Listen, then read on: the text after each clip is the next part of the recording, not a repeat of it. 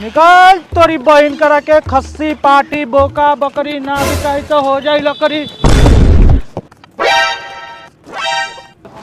बड़ी मोट खस्सी बाकी कर भाई।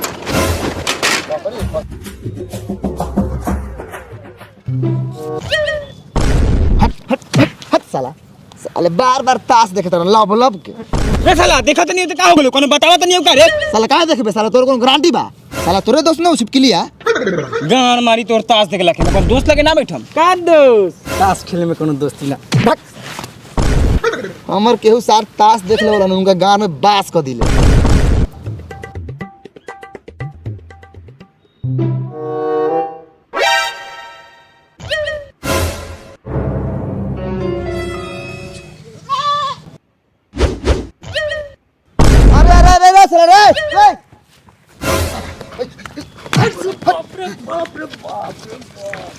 साला खस्सी का पूरा घाट उतरे रे। ए साला चिकनू बानी खस्सी के दाम कितना रखले बारे? भाकबू अभी ना बेचम होली में बेचम अभी छोट बा। ये बुरी होली के अब दिन बचल है रख के सुखेबे का ले ले नगद रुपया। ए बेचना दे लार प्रधान झरले बारा। कितना रुपए देबो?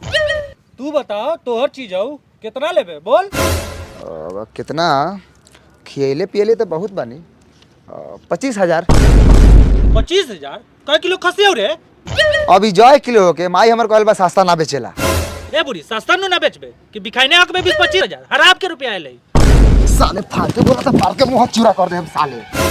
मेहनत से न ब्याई है अपोसाई भी है। 1 किलो मीट लेला पता बार नहीं क्रेजी काट कर रखला लोगन।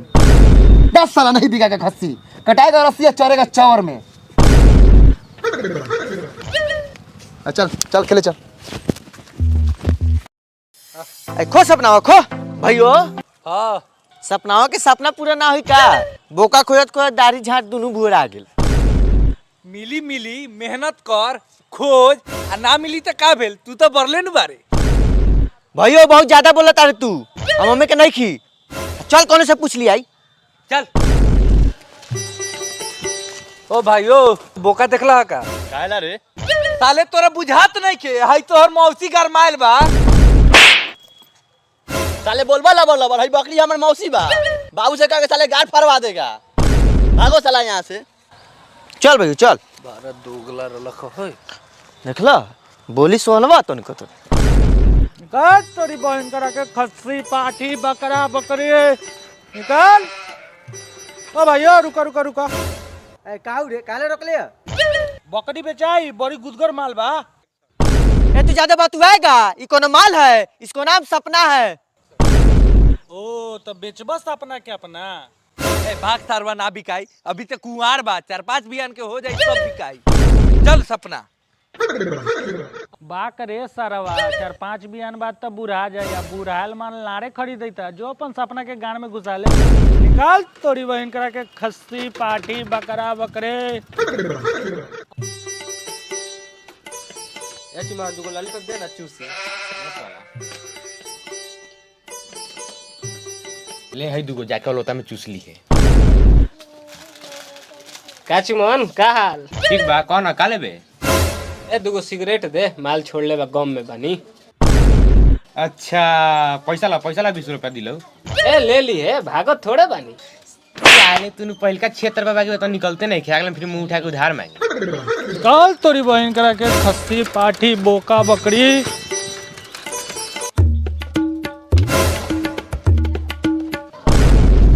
साले सुखचरना के बेटा कल तोर सब पैसा दे आ तोर गांड ले। साले उजार का बोका खोजे बो।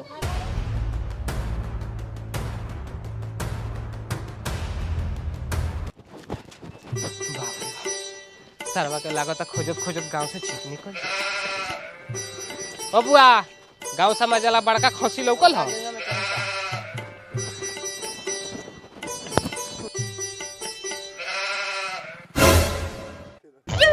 दिखल दिखल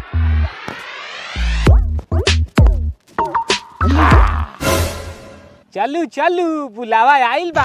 चुमना सरवा के पैसा देवे के बा आ ओकर गांड लेवे के। चलू निकाल तोरी बहन करा के खस्सी पाठी बकरा बकरी। निकाल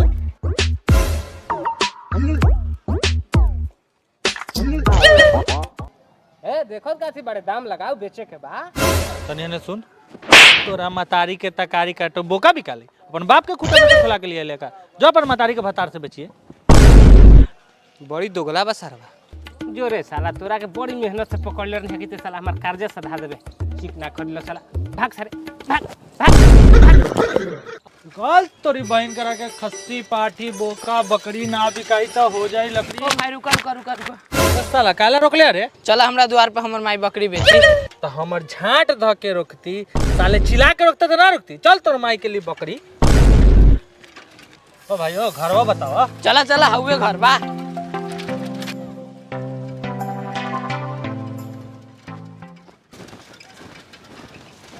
ए माई बकरी किने वाला के बुला के लिए नी।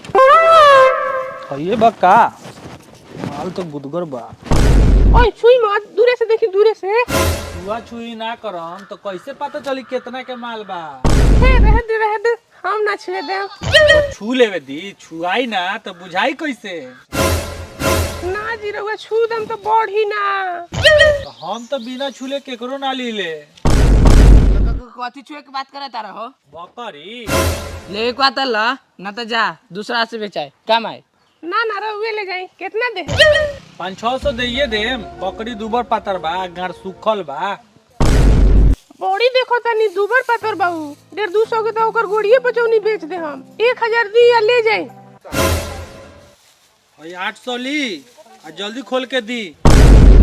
200 और बढ़ा दी। हाँ तो रखू बांध के बकरी के गार सुखाऊ। कहाँ जाता रे? 800 दो ले जा।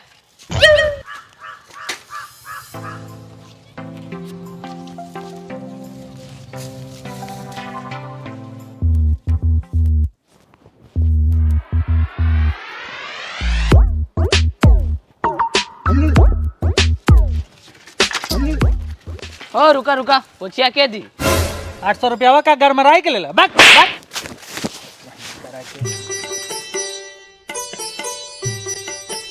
कल तोरी बहन करा खस्सी पाठी।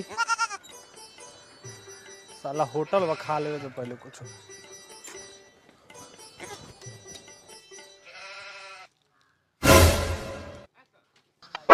साला बड़ी मेहनत से ले आई रहनी है बोका, ना लेके देले बा धोखा। आज एकरे बकरी चुराएम आ एकरे के बेचम।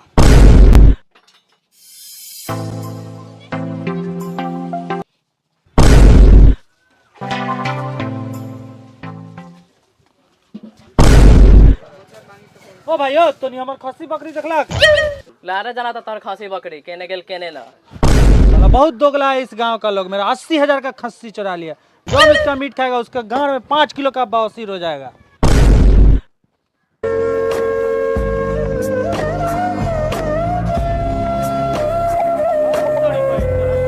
पाठी बोका बकरी बेचाई खस्सी पाठी बकरा बकरी। ओ भाई ओ रुका रुका। ए साला तू फेनू काहेला रोक ले रे? हमार बकरी बेचे के बाद रुको लेके आओ तनी। जो रे सरवा, लेकिन हमकी बोका ना लेके आइए ना तो मार के बोका बना दो।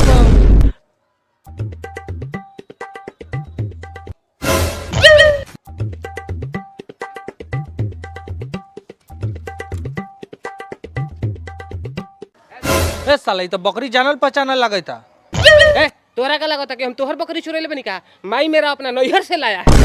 अच्छा तोरा माई के नैहर के होको चाहे बाबू के ससुराल के, बेचबे कितना में ही बताओ। गुदगर माल बा, पसेना छोड़ा देले बा। 2-4 हजार से कम का? 2-4 200-400 में देवे तो बोल। ए ले जो दुआर पर रही तो छेड़बे नु करी। ए साला ऐसे कोई तरह जैसे आज ले छेड़बे ना कर ले हो तो। ए धर एक इतिहास जानल जरूरी बा। जहाँ से आयल वहाँ जाता। है धर, बाकी हम खस्सी बाद में ले जाए।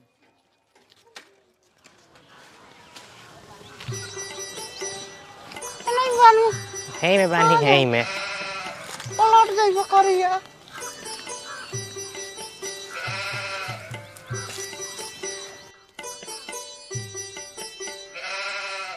ए चलो ना मने बैठ के बतिया ले आवा ना। चले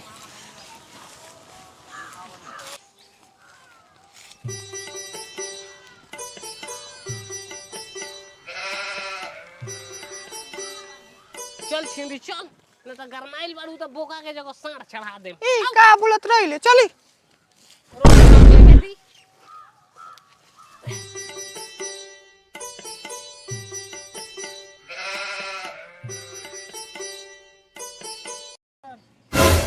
जाना तनी एगो हमार ननद बिया बोर खेला कर बिया 4 गोरा के जोरे भागल भी रही 5वां के जोरे फिर लेके भाग गई आ उन्हें 9 महीना पर खिलावत आइली हमार ननद का कम बिया गांव भके लइकन से बजवावा चलतिया भोर ही पकड़ाई रही नुनुआ जरे गाछी में कल तोरी बहन करा के खस्सी पाठी बकरा बकरी ये भौजी देवू बड़ी गुदगर बा लोगला के बच्चा बाहर चल के बोला नहीं तो मार चपल के मुंह लाल कते हां मारू न चढ़वा के बड़ा बोलता ना ना गंदा ना समझू हम तो खस्सी के बारे में कहनी है ऐसे रहू लगन कोनो कम नहीं खी कथी छक्का लेकर नहीं तर आई तरु बेचे के बात बोल ना तो जाऊ आगे छिनरी रंडी सतोनी के छका कहता